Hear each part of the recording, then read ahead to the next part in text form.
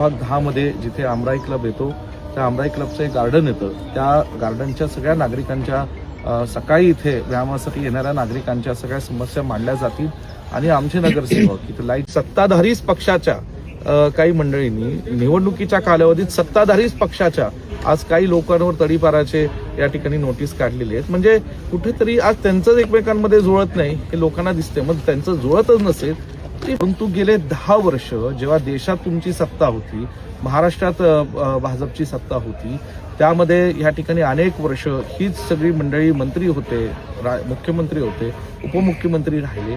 इथं विद्यमान आमदार हे भाजपचे आहेत, 1 वर्षापूर्वी खासदार हे भाजपचे होते. मग त्यावेळेस हे सांगली शहरातले प्रश्न समस्या आमराईतील लोकांनी वाचून आज सकाळी सांगली शहरातील एक अत्यंत प्रतिष्ठित आणि प्रसिद्ध असणारं लोकांचं आवडतं ठिकाण म्हणजे आमराई क्लबमधलं जे काही हा वॉकिंग ट्रॅक आहे, जे गार्डन आहे, तिथे सांगली शहरातले अनेक नागरिक सकाळचे या ठिकाणी स्वतःच्या व्यायामासाठी इथे येत असतात मोठ्या संख्येने.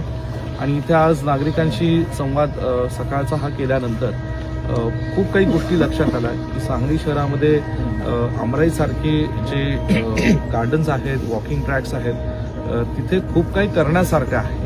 आणि गेल्या काही वर्षांपासून दुर्दैवाने आमराईच्या या गार्डनमध्ये विकास होऊ शकला नाही. इथे वॉकिंग ट्रॅक आहे, लाईटच्या समस्या नागरिकांनी मांडलेल्या आहेत. आणि खरं तर आज त्या सगळ्या लोकांच्या भावना ऐकल्यानंतर आम्ही त्यांना शब्द दिलेला आहे की महाविकास आघाडीचे आमचे हे नगरसेवक निवडून आल्यानंतर जी पहिली आमसभा होईल, जी पहिली बैठक होईल, त्या बैठकीमध्ये प्रभाग 10 मध्ये जिथे आमराई क्लब येतो त्या आमराई क्लबचं एक गार्डन येतं. त्या गार्डनच्या सगळ्या नागरिकांच्या सकाळी इथे व्यायामासाठी येणाऱ्या नागरिकांच्या सगळ्या समस्या मांडल्या जातील आणि आमचे नगरसेवक इथे लाईटची व्यवस्था असो किंवा उत्तम नव्याने करणारा वॉकिंग ट्रॅक असो, या दोन्ही गोष्टी बाबतीत जातीने लक्ष घालून लवकरात लवकर हे वॉकिंग ट्रॅक आणि लाईटची समस्या सोडवतील. नशेखोरी आणि गुंडगिरी किंवा गुन्हेगारीवर तुमचा प्रमुख अजेंडा प्रचाराचा राहिला, पण रात्री पुन्हा एक मर्डरची घटना घडलेली आहे शामरावनगर सारख्या भागामध्ये.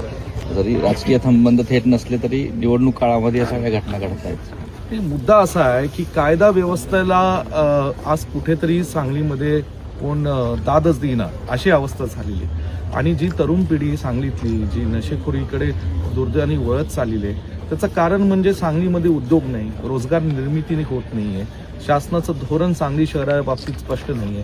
सातत्याने आम्ही विमानतळाचाही विषय मांडत चालवलोय, त्याच्या बाबतीत शासनाची काही ठोस भूमिका आम्हाला दिसत नाही. नशेखोरीच्या बाबतीमध्ये आम्ही सातत्याने मी विधानसभेत सुद्धा हा आवाज उठवलेला आहे की ह्याच्या बाबतीत शासनाने, पोलिसांनी गांभीर्याने दखल घेऊन हे जे हे बनवणारे कारखाने असतील आणि ह्याचं वितरण करणारी ठिकाणं असतील त्यावर कडक कारवाई झाली पाहिजे. आणि कडक म्हणजे अत्यंत कडक, नॉन बेलेबल ऑफेन्स हा झाला पाहिजे, तरच कुठेतरी ही नशेखोरी सांगली शहरातली थांबेल. आणि म्हणून कायदा अवस्था म्हणून कुठेतरी नागरिकांची गस्ती, जसं पोलीस मित्रचं संघ आहे तसं महाविकास आघाडी सांगलीत सत्तेवर आल्यानंतर तरुण पिढीला नागरिकांना विश्वासात घेऊन या नशेखोरी बाबतीत आम्ही मोठा उठाव लवकरात लवकर करणार आहोत आणि त्याच्या बाबतीत ही कडक कार्यवाही करण्यासाठी आम्ही शासनाला भाग पाडणार आहोत. अजितदादांनी शेरी नाल्याचा प्रश्न निकाली काढू असं म्हटलेलं आहे मिरजेच्या सभेमध्ये. कसं वाटतंय, महायुतीच्या ज्या पद्धतीच्या एक मुख्यमंत्र्यांनी सभा सोडली तर सगळे स्थानिक नेतेच ग्राउंडवरती आहेत. मुद्दा असा आहे की शेरी नाल्याचा प्रश्न हा गेल्या अनेक वर्षांपासून सांगलीमध्ये प्रलंबित आहे.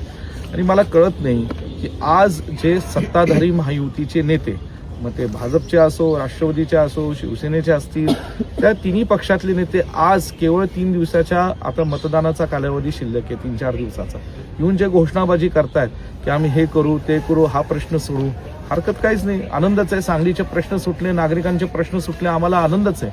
परंतु गेले 10 वर्ष जेव्हा देशात तुमची सत्ता होती, महाराष्ट्रात भाजपची सत्ता होती, त्यामध्ये या ठिकाणी अनेक वर्ष हीच सगळी मंडळी मंत्री होते, मुख्यमंत्री होते, उपमुख्यमंत्री राहिले. इथं विद्यमान आमदार हे भाजपचे आहेत, 1 वर्षापूर्वी खासदार हे भाजपचे होते. मग त्यावेळेस हे सांगली शहरातले प्रश्न का सुटले नाहीत? त्यावेळेस या लोकांनी, लोकप्रतिनिधींनी, ह्यांच्या नगरसेवकांनी का शासनाकडे जाऊन ठोस भूमिका घेतली नाही की याच्यावर तातडीने कार्यवाही करा, ह्याला बजेटची तरतूद करा? ते काही केलं नाही आणि आता इलेक्शन तोंडावर असताना केवळ 3 दिवसात येऊन घोषणाबाजी करायची की आम्ही हे करू ते करू अमुक निधी देऊ, हे या फसव्या राजकारणाला सांगलीकर बळी पडणार नाही. निवडणूक लागल्यानंतर जो उमेदवार आहे त्याला नंतर तडीपार केलं जातं, जो उमेदवार आहे त्याला नंतर, हे यंत्रणेचं अपयश आहे का काय नेमकं कसं बघता तुम्ही? 100% हे सुडाचं राजकारण महायुतीतल्याच एकमेकांच्या पक्षांमध्ये चाललंय आणि संपूर्ण हा महायुतीच्या 3 पक्षांचा तमाशा हा महाराष्ट्राची जनता बघतीये. आणि किती म्हणजे एकमेकांच्या मांडीला मांडी लावून तुम्ही कॅबिनेटमध्ये बसायचं आणि इलेक्शन आलं की नाही ते आरोप तुम्ही तुमच्या एकमेकांवर करायचे, तुमच्या कार्यकर्त्यांनी सुद्धा महायुतीच्या नेत्यांवर आरोप करायचे. आणि हे आज संपूर्ण हा तमाशा जो चालू आहे हा महाराष्ट्राची जनता दुर्दैवाने बघतीये. आणि म्हणून सत्ताधारीच पक्षाच्या काही मंडळींनी निवडणुकीच्या कालावधीत सत्ताधारीच पक्षाच्या आज काही लोकांवर तडीपाराचे या ठिकाणी नोटीस काढलेले आहेत. म्हणजे कुठेतरी आज त्यांचं एकमेकांमध्ये जुळत नाही हे लोकांना दिसते. मग त्यांचं जुळतच नसेल तरी महानगरपालिका कशी चांगली चालवणार हा प्रश्न उभा